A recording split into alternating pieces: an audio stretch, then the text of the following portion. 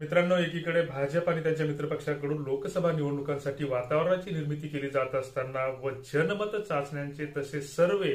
हे जनमानसावर लादले जात असताना अबकी बार 400 पार म्हणजेच भाजप सरकार हे जनमानसात बिंबवत असताना पुन्हा एकदा भाजपचीच एकल हाती सत्ता 2024 मध्ये येणार असा अंदाज बांधले जात असताना मराठा समाजाने मात्र या सत्ताधाऱ्यांना आणि निवडणूक आयोगाला चांगलंच कोंडीत पकडलेला आहे। गेल्या काही दिवसांपासून मराठा समाजाच्या आरक्षणाचा प्रश्न गाजतो आहे, चर्चेत येतो आहे आणि सरकारने हे आंदोलन झुलवत ठेवत ऐनकेल प्रकारे मोडीत काढण्याचा प्रयत्न केला आणि त्यातच जरांगे पाटलांसह काही मराठा आंदोलकांवर गुन्हे दाखल केले आणि त्यामुळे मराठा समाज आज जरी शांत असला तरी त्यांनी आपण पुन्हा एकदा छत्रपतीचे वंशज असून आपला गनिमी खेळीचा खेळ खेळलेला आहे आणि यातून पुन्हा एकदा सरकारला आणि निवडणूक आयोगाला कोंडीत पकडण्याचा चांगलाच प्रयत्न केलेला आहे। मराठा समाजाच्या झालेल्या बैठकीमध्ये मराठा हा या येत्या निवडणुकीला सामोरा जाणार आणि प्रत्येक गावामधून एक उमेदवार म्हणजे 200 पेक्षा जास्त उमेदवारांचे उमेदवारी अर्ज भरणार असा दावा मराठी समाजाकडून करण्यात आलेला आहे। त्यामुळे ही गोष्ट सध्या जरी छोटी किंवा लहान वाटत असली तरी सोशल मीडियावरच्या माध्यमातून चर्चा रंगत आहे आणि एक गोष्ट आपण लक्षात घेतली पाहिजे की जुलै 2016 मध्ये मराठा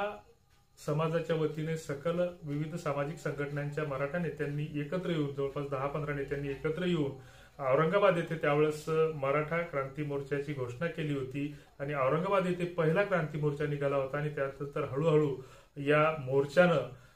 पूर्ण राज्यभर, देशभर आणि विदेशातही आपली व्याप्ती वाढवत एक इतिहास निर्माण केलेला आहे आणि हे सुद्धा आता एक जन आंदोलन होऊ शकतं अशी शक्यता नाकारता येत नाही। आता हे जर असं झालं तर यातून नेमका काय होणार आणि सरकार कसं कोंडीत पकडलं जाणार या गोष्टीवर आपण थोडीशी चर्चा करू। पहिली गोष्ट म्हणजे गेल्या काही वर्षांपासून ईव्हीएमच्या विरोधात म्हणजे इलेक्ट्रॉनिक वोटिंग मशीन आहे तर त्याच्या विरोधात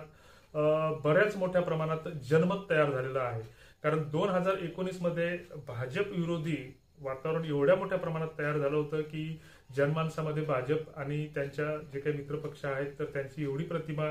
खराब झाली होती की या निवडणुकीमध्ये भाजपचं सरकार येणारच नाही असं सर्वच जणांना किंवा सर्वसामान्य माणसांना वाटत होतं। मात्र त्यावेळेस चमत्कार घडला आणि 2019 मध्ये पुन्हा एकदा भाजपचीच सत्ता बहुसंख्येने बहुमताने आली आणि अशा स्थितीत लोकांचा ईव्हीएम मशीनवरचा राहिला सुला विश्वास जो आहे तो कुठेतरी उडाला आणि मग त्यातच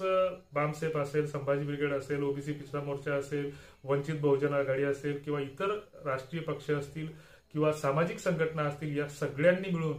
ईव्हीएमला विरोध दर्शवला। त्यातच पदवीधरच्या निवडणुका काही दिवसांपूर्वी झाल्या, त्यामध्ये अमरावती विभागामध्ये रणजित पाटलांसारखे दिग्गज नेते उभे असताना ह्या निवडणुका बॅलेट पेपरवर झाल्या म्हणून धीरज लिंगाडे हे कुणाच्या परिचयाचेही नसलेले